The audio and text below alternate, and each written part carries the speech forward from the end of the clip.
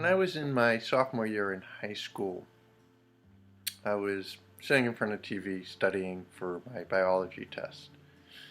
And I don't know which one, but one of my siblings complained to my mom about this, saying to her, Mom, you'd never let any of us do that. The rule is you study, you can't be in front of the TV. So my mom came into the living room and said, Ryan, you got to go into your bedroom to study. You can't study while watching TV. And I said, but Mom, I can't. She's like, no, you cannot remember the material that way. So I simply handed her my notes in the book and said, ask me any questions you want. So she started asking me questions from my notes and from the book, and within a very few minutes she realized very quickly I knew the material, I understood what it was, and she handed me back and just said, all right, do whatever you want.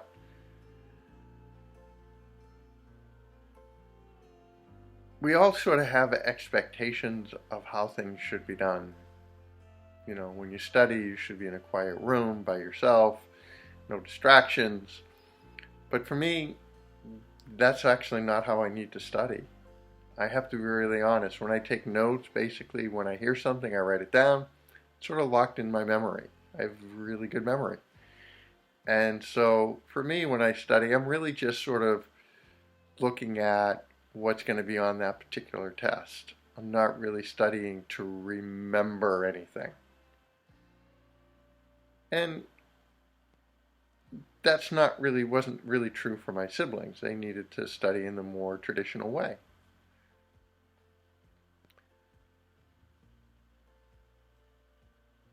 The problem we can run into as we're dealing with other human beings is because of our expectations, we believe people should act in particular ways. But the reality is, we all have different gifts, we all have different talents, we all have different ways that we can do things. And honestly, that's true with Christ. I mean, all you have to do is look at the letters that Paul wrote to the Thessalonians, to the Corinthians, to the Romans, to the Philippians. He wrote very different letters to all of them because they were, quite frankly, very different communities and very different places in their journey with Christ. And so sort of what he had to focus on wasn't the same for each community. He was still trying to accomplish the same thing. What he was trying to accomplish was that they have a real relationship with Christ. But he recognized that how they were going to come into that relationship with Christ and how they were living that relationship with Christ was not exactly the same.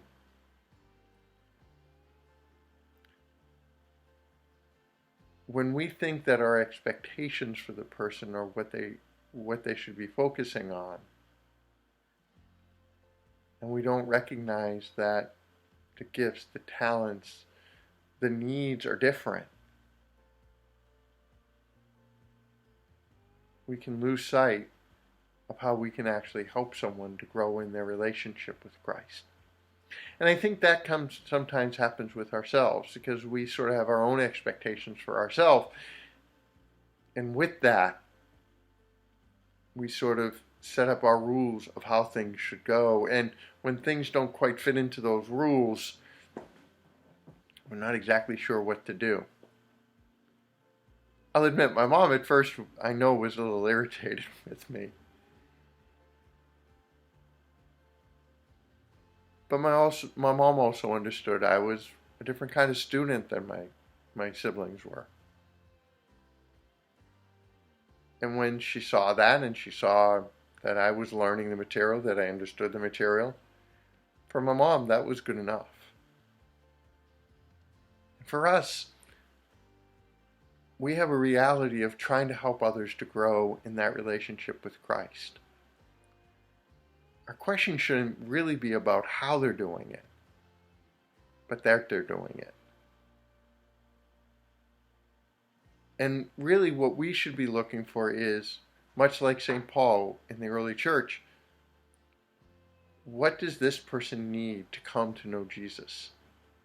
What does this person need to be able to open up more deeply to Christ? What are their issues? What are their concerns? Our faith is not a one-size-fits-all, because God didn't create us that way. Each of us are a unique creation of God.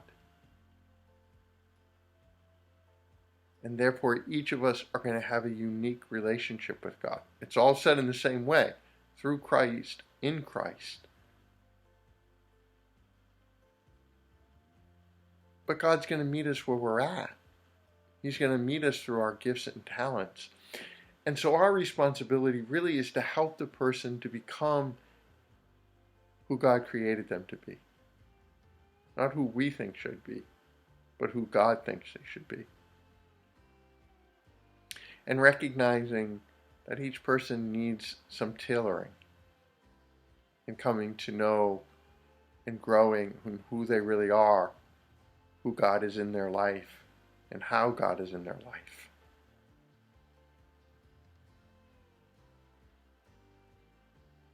As we come to recognize that truth,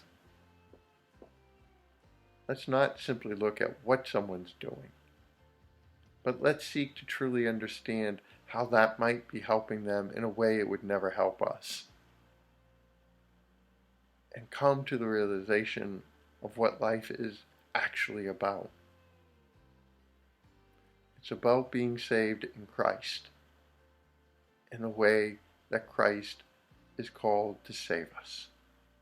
And for each one of us, how we embrace the cross and how we live out the cross is simply going to be different, because that's how God created us.